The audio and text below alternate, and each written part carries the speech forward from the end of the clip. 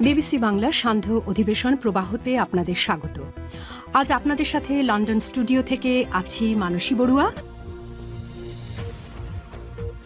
বাংলাদেশের সর্বশেষ গুরুত্বপূর্ণ আপডেট সংবাদে আপনাকে স্বাগত। শুরুতেই সংবাদ শিরোনাম, পরে বিস্তারিত।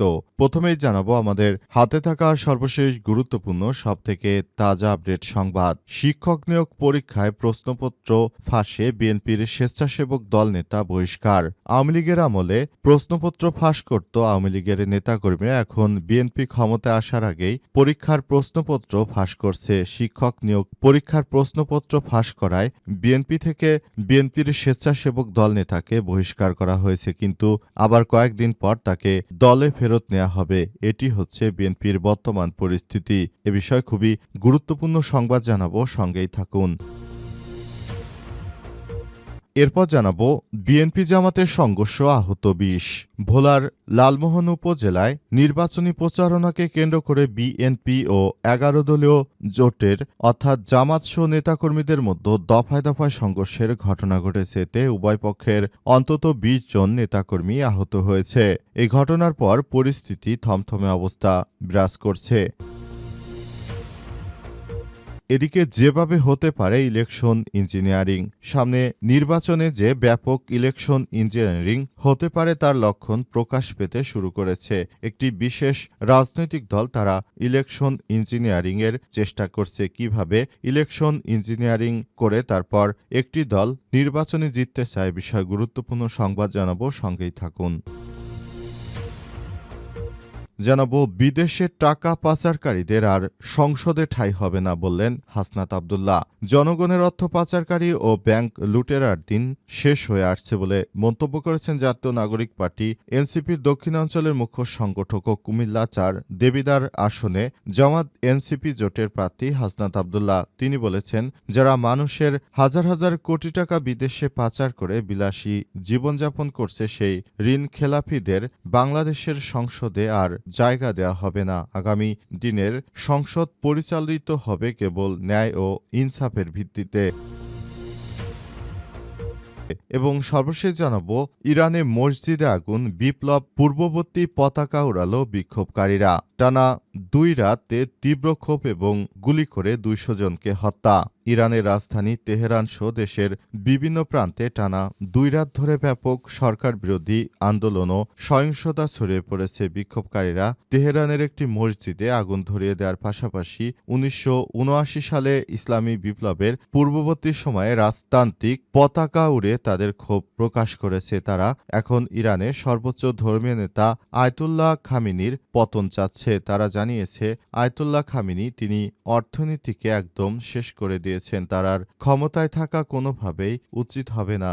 এখন সময় এসেছে আয়াতুল্লাহ খামেনিকে তার দায়িত্ব ছেড়ে দিয়ে দেশ ছেড়ে পালিয়ে যেতে হবে, তা না হলে বিপ্লবীরা তাকে ছাড় দেবে না। বহু দিন ধরেই তারা এই অপেক্ষায় ছিল বলে জানিয়েছে তারা। প্রিয় দর্শক, এতক্ষণ শুনছিলেন সংবাদ শিরোনাম, এবারে বিস্তারিত। তবে তার আগে বন্ধুরা অনুরোধ থাকবে এই সংবাদটিতে একটি লাইক দিন।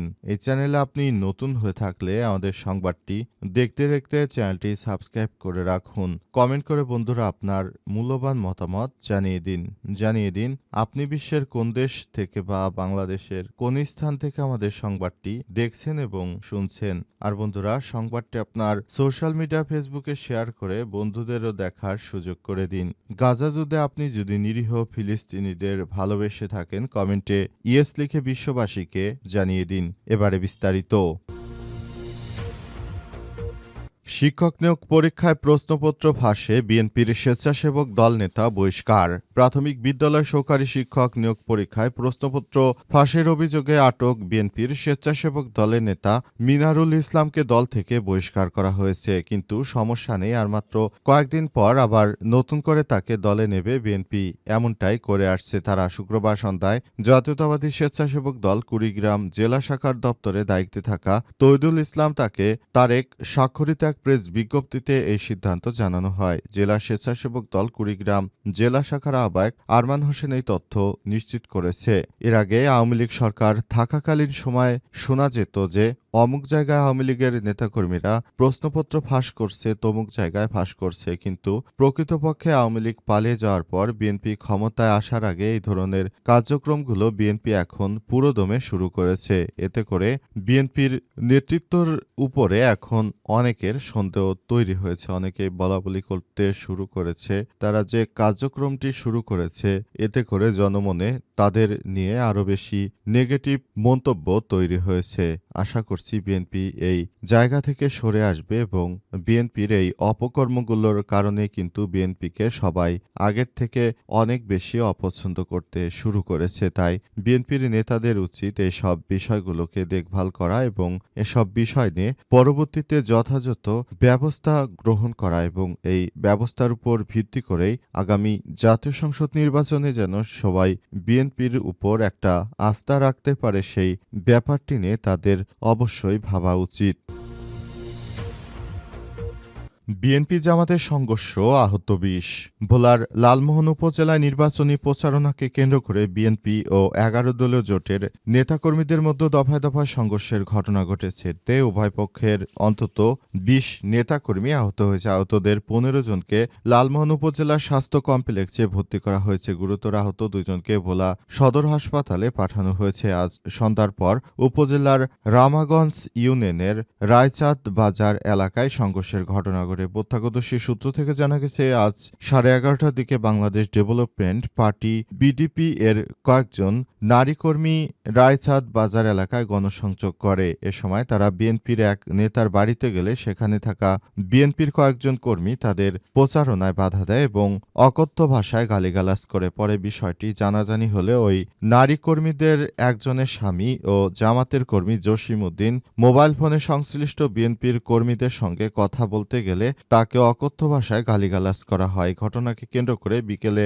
দিকে উভয় পক্ষের মধ্যে বাকবিতণ্ডা, হাতাহাতির ঘটনা ঘটে। খবর পেয়ে ১১ দলীয় জোটের প্রার্থী নিজামুল হক নাঈম ও উপজেলা বিএনপি সভাপতি জাফর ইকবাল সহ উভয় দলের নেতাকর্মীরা ঘটনাস্থলে যান। এ সময় আলোচনার মাধ্যমে সাময়িকভাবে পরিস্থিতি শান্ত হয়। তবে সন্ধ্যা পর ১১ দলীয় জোটের প্রার্থী ও তার সমর্থকরা ঘটনাস্থল ত্যাগ করার সময় বিএনপির কয়েকজন কর্মী পেছন থেকে অতর্কিত হামলা চালায় বলে অভিযোগ ওঠে। এরপর উভয় পক্ষের মধ্যে সংঘর্ষ শুরু হয়। প্রায় ঘণ্টাব্যাপী সংঘর্ষ, ইটপাটকেল নিক্ষেপ, ধাপাল্টা ঘটনা ঘটে এবং পুরো এলাকায় রণক্ষেত্রে পরিণত হয়। এ সময় বিএনপির ইউনিয়ন যুবদলের সভাপতি জসিম মাস্টার, ছাত্রদলের সাবেক সভাপতি আক্তার হোসেন নানু, নুরনবী, বশির ইমন হৃদয় সহ ১১ জন আহত হয়েছে বলে দাবি উপজেলা বিএনপির সভাপতি জাফর ইকবালের। অন্যদিকে ১১ দলীয় জোটের প্রার্থী নিজামুল হক নাঈম অভিযোগ করেছেন, গত কয়েকদিন ধরেই বিএনপির কর্মীরা আমাদের গণসংযোগে বাধা দিচ্ছিল।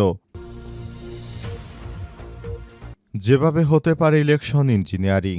সামনে নির্বাচনে যে ব্যাপক ইলেকশন ইঞ্জিনিয়ারিং হচ্ছে তার লক্ষণ প্রকাশ পেতে শুরু করেছে। ইলেকশন ইঞ্জিনিয়ারিং করা হলে বাংলাদেশে এক গভীর সংকটে পতিত হবে। জরিপে দেখা গেছে এবার প্রধানত দুটি দলের জনসমর্থন কাছাকাছি। এর ফলে ইলেকশন ইঞ্জিনিয়ারিং এর কারণে আসন সংখ্যায় ব্যাপক পরিবর্তন হবে। অধিকাংশ আসনে ৫-১০% ভোটের ব্যবধান থাকবে। ফলে দেখা যাবে ফলাফলে ২০১৪ বা ১৮ সালের নির্বাচনের মতো হয়ে গেছে। এই ধরনের ফলাফল দেশে বিদেশে গ্রহণযোগ্য হবে না, যার ফলে পরিণতি খুবই খারাপ হতে পারে। মনে রাখতে হবে, আওয়ামী লীগ তাদের আশ্রয়দাতা দেশ ও অন্যদের বিভিন্ন শক্তি প্রাণপণ চেষ্টা করবে নির্বাচনকে বানচাল ও অগ্রহণযোগ্য করে নিষিদ্ধ দলটি ফিরে আসার পথ তৈরি করতে। এ কারণে সম্ভাব্য সুবিধাভোগী দল সহ সবার উচিত ইলেকশন ইঞ্জিনিয়ারিংয়ে সম্ভাব্য কৌশল সতর্ক থাকা এবং একে প্রতিহত করা। মনে রাখা প্রয়োজন, ২০০৬ সালে নির্বাচনকে